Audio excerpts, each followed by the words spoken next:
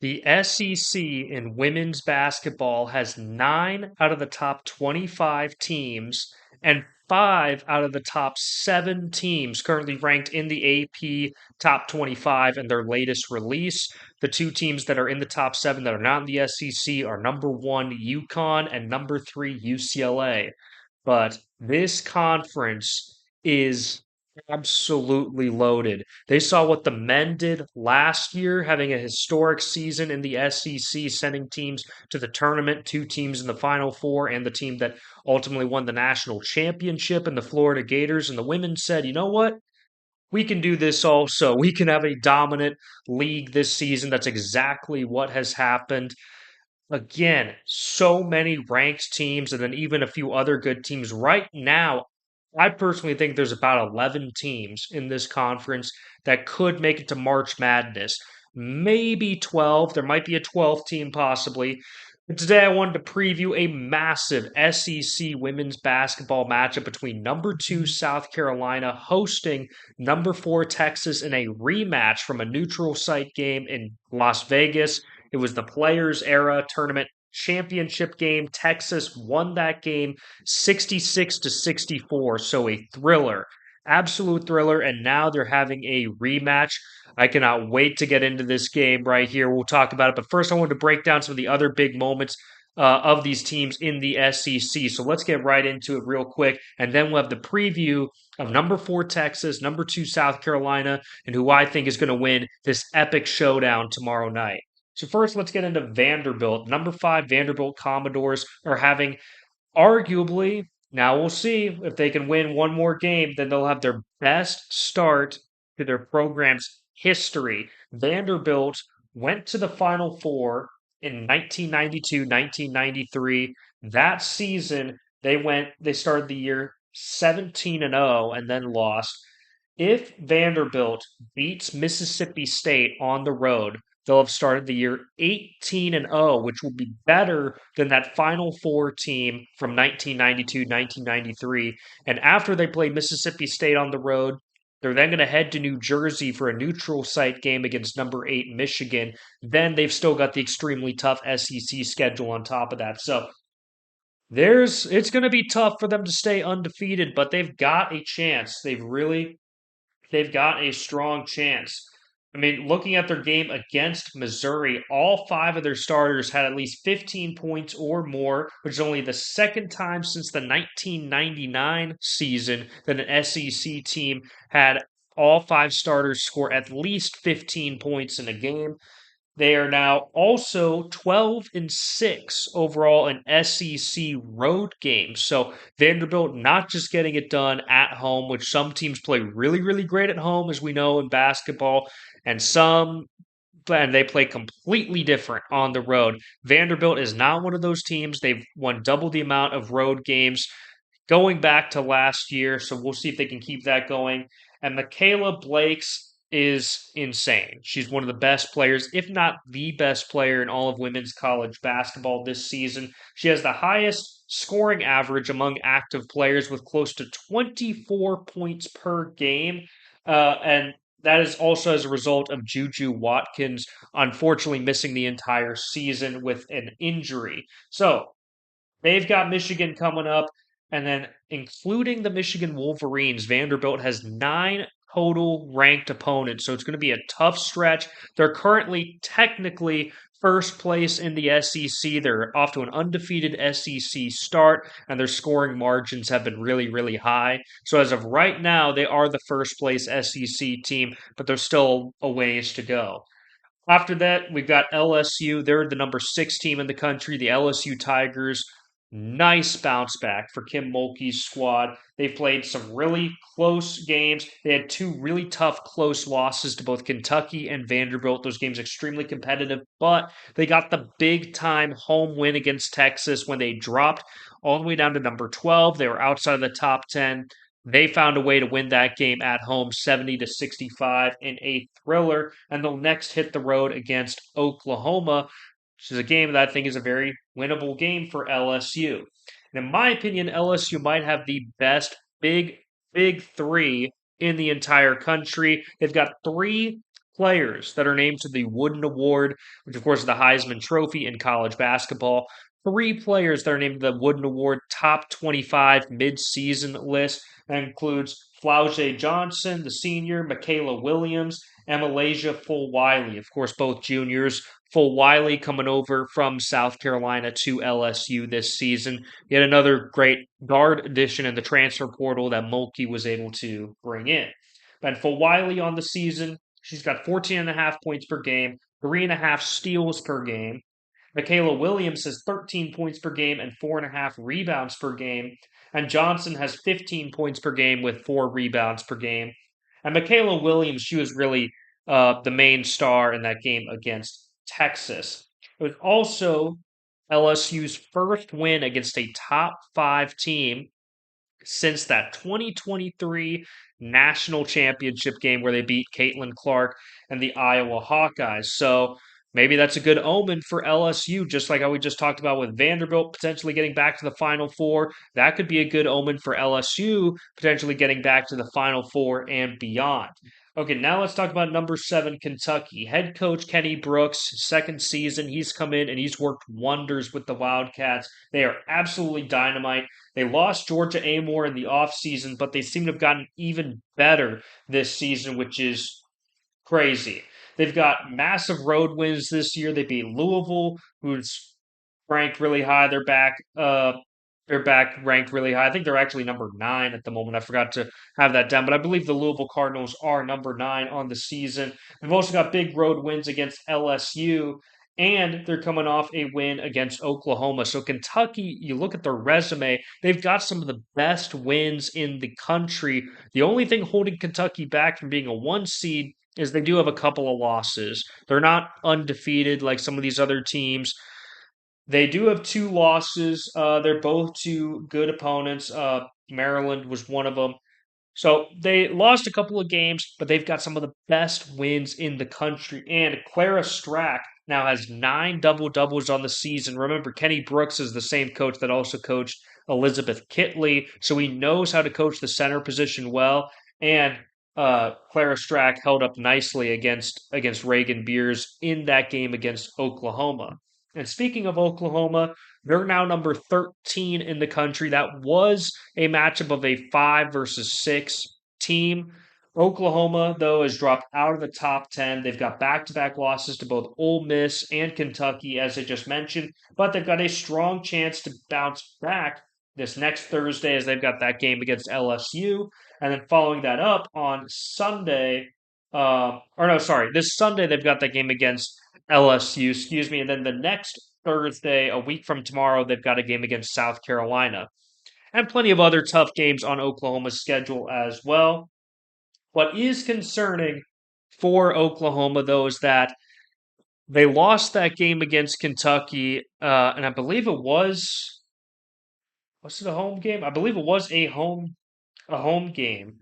Um, and they lost that game even though Kentucky did not have their third leading scorer in Tioni Key, as she suffered from a recent elbow injury against Missouri. So Oklahoma still getting outscored by Kentucky, even without Kentucky's third best scorer. It's a little concerning. This team has an incredible dynamic duo of Peyton Verhulst, Reagan Beers. They were on the team last year. These two are so fun to watch together, but will the rest of Oklahoma's depth show up for this team? That will determine how far they can make it in March Madness. Number 16, Ole Miss. This team has really impressed me so far. The Rebs continue to rise up. They've beaten Oklahoma on the road, 74-69. Their only loss is to Texas on the road, 67-64. And they next will play Georgia, who they've already beaten recently on New Year's Day, 79-62. That was at home. This game on the road. This is a massive opportunity for Georgia to get a bounce back, big time home win because Georgia is one of those teams that is not too far out of the top 25 and is one of those teams that could definitely make it to March Madness. But this Ole Miss team, they're really good. And Cody McMahon, one of the best players in the country. She's been one of the best players in the entire country for the last 3 years. As these last 2 years, she was on Ohio State. was an exceptional player. She's also been named to the midseason top 25. And the last game that she had against the Dogs, she had 24 points, 8 rebounds, and 5 assists. I would expect a somewhat similar performance to that when they go on the road. She's averaging 19 points per game this season, 5.5 rebounds per game, and she's also shooting nearly 49%. She's basically knocking in half of the shots she's taking. So highly efficient, great rebounder. Overall, Cody McMahon, a really great player, and that's made a huge difference in Ole Miss's season. Okay, next to talk about Tennessee. Tennessee, the Lady Vols historic program. They're always so hard to read gate going into a season because every year the pollsters want to rank Tennessee so high because of Tennessee's history, but sometimes, and look, I'm even saying this, I'm a Tennessee fan, I will admit, sometimes it's even like, I look at him like, is Tennessee really that good this season? I'm not so sure. The Lady Vols, though, are lacking right now that top tier win. They've handled lesser competition. They've absolutely handled the competition, blowing out massive margins on those victories, but they do not have a win over a currently ranked top 25 team. They'll have an opportunity as they'll go on the road to play Alabama this Sunday. Alabama will be coming off a game where they will be playing Auburn. That's happening tomorrow night. So there is opportunity for Tennessee because maybe Alabama's riding that high off of beating their arch rival or getting that low off of, potentially losing in an upset to their arch rival Auburn. So maybe Tennessee could catch them right there. But the Lady Vols are going to need some big wins because they've got an extremely tough schedule as well, not just all these ranked teams, but also number one UConn on the road. In fact, they will play number one UConn on the road, then play Georgia on the road, then play number two South Carolina on the road, back to back to back. So very tough schedule. And again, Georgia's not ranked, but they're not too far out of it. And Georgia also looking for some big time wins. That's going to be that is going to be such a tough stretch. Keep an eye on freshman Mia Paldo. She seems to be a rising star. She just won SEC Freshman of the Week, I believe, for the second time this season. This past week, she averaged 22 points per game, 3.5 assists per game, 2 steals per game, 54% field goal percentage, and also a 90% free throw percentage. So she's starting to come up really huge. She was trusted by Kim Caldwell after Talasia Cooper suffered a head injury in practice. They claimed that the ball hit her head. So I didn't see anything about any kind of concussion or anything, but they just want to be precautious. So Talasia Cooper, the star player for Tennessee, did not play against Arkansas. It didn't matter. Arkansas is not that great this season, so Tennessee won by a huge, huge margin. But now they're going to go on the road against Alabama. I assume Talasia Cooper is going to be good to go because she was ultimately a game time decision against Arkansas. And Tennessee's game against Alabama isn't until Sunday. So I would assume that Talasia Cooper is going to play, which could be the difference maker in that game, depending on her health. Kanaya Boyd, she suffered a high ankle sprain. So we'll have to see if she's good to go. I would assume not, but that could also be a loss for Tennessee there in that department. And Alabama, just talked about them. They're the last ranked SEC team. Number 21, Alabama. They've had a very, very interesting season. Their only loss on the year is to South Carolina on the road. They did lose that game by a significant margin. I think the score was like 83 to 58 or something like that. Again, South Carolina is really dang good and really dang good at home. So hard to take that too much into account. But Alabama's got some big time wins on the year. They're next going to take on their arch rival Auburn, that's going to be on the road. And the Tigers lead the all time series over Alabama 52 to 39. So Auburn overall has dominated the Iron Bowl women's basketball edition. But Alabama has won 9 of the last 10 matchups as their women's basketball program has improved drastically and Auburn's has stayed stagnant. Also, Jessica Timmons, she was just named SEC Player of the Week. That is the first time she has been given that honor, I believe, and she led Alabama Oh no, she currently leads Alabama in scoring with 15 and a half points per game. Jessica can also rebound extremely well. She's in the double digits in terms of double doubles on the season, and she has an 85% free throw rate, which I believe is second best in the SEC. She's coming off a game recently where she knocked down every single one of her free throws. So she's clutch, she can rebound, she can score, and she can shoot free throws really, really well. So Jessica Timmons, she has been a key player for Alabama this season. Same with Carla Weathers, who Carly Weathers, excuse me, who has been one of their main leaders for this team.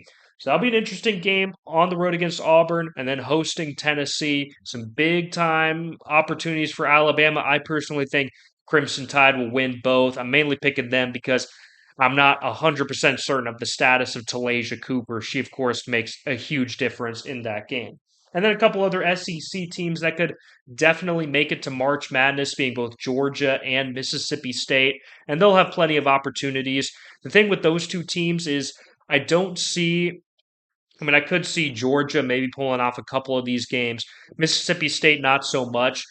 Both of those teams, as long as they handle the lesser competition, the teams that they're supposed to beat, the Floridas, the Arkansas, right? As long as they win those games, the Missouris, then they should be fine. They should be absolutely fine. If they lose to one of those teams they're not supposed to lose to, then that could definitely come back to bite them. Auburn, they're a bit of a long shot, but if the SEC is going to get 12 teams in, that's probably the best case scenario. And Auburn, they've got a decent chance at home against their arch rival Alabama. Okay, let's get into the matchup and the teams you guys really want to hear about for this video. I mean, obviously, you want to hear about all those teams. Didn't mean to say it like that, but the matchup, the big matchup tomorrow night, massive, massive, massive game between South Carolina and Texas. The Gamecocks going for revenge against the Longhorns.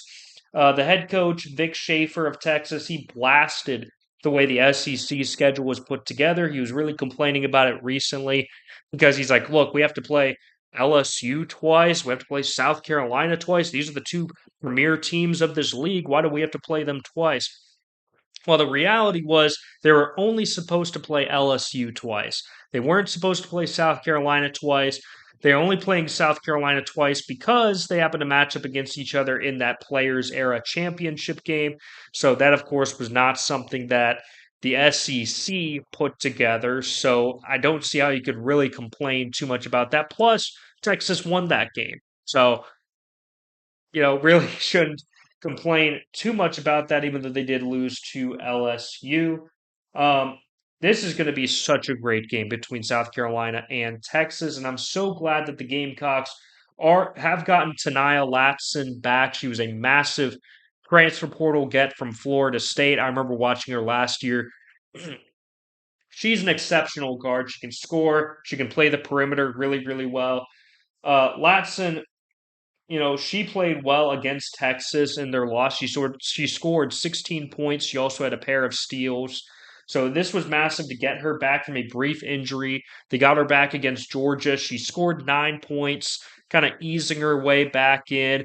Georgia, I mean, at South Carolina, they just seemed kind of sluggish offensively at the start of that game. So getting Latson back is massive. And ultimately, that South Carolina defense dominated the Bulldogs for their 20th straight win over Georgia. Just crazy. South Carolina currently only has 2 wins over currently ranked opponents. Number 9, Louisville. See, I knew they were number 9. I did have that somewhere on here. Number 9, Louisville, and number 21, Alabama. And they currently only lead the all-time series over Texas 5-4, with Texas's recent victory earlier this season. So, very interesting. Texas can even up their all-time series against the Gamecocks. Of course, they haven't played each other a whole lot before the Horns entered SEC play. So, speaking of Texas, they've got a great guard in themselves. They can match up against Latson. That's the key matchup I'm going to be watching for. Rory Harmon versus Tania Latson. Rory Harmon is just 12 steals away from being the Texas all-time steals leader. She already is the all-time assists leader, which she got against South Carolina. And she also knocked in the game-winning shot against the Gamecocks as well. So This is going to make this matchup extremely fun. Texas is fired up because they have been causing mass amounts of turnovers. There's going to be elite defense across the board. Whoever plays the better defense going to end up winning this game, no doubt about it. Texas is also hyped up because they just secured the number one ranked recruiting class in women's basketball. So Texas, as an SEC brand, is really excelling in recruiting in all of their sports. This is a tough game to pick. It's tough for sure. Texas won by just 2 points in their most recent matchup. South Carolina, was only just recently getting some players back. Madison Booker, she's been a triple double threat, and then she did secure a triple double against UT Rio Grande. So that was pretty incredible. But ultimately, I do think Dawn Staley is going to get her squad ready for this game. That is going to be such a tough environment. And with revenge on their mind, revenge being a key factor for this team, and with them being fairly healthy as well, I do think South Carolina comes out with the victory. I'm going to say they win this game, probably a 2 point victory as well. No, I'm going to say 3 points. I'm going to say South Carolina beats Texas in revenge by 3 points, and Vic Schaefer complains about the schedule some more. So that's going to do it for this video, guys. Hopefully, you guys all enjoyed. This conference has been insane all season. There's still so many great matchups to go, and if you guys like this video, I can predict some more of those SEC women's basketball matchups. And those videos will probably be shorter because I won't go through all the rest of the ranked teams and talk about how they were doing. But I just wanted to recap some of their great seasons. But, anyways, thank you guys so much for watching the College Sports Superfan, and I cannot wait to see you all in the next one.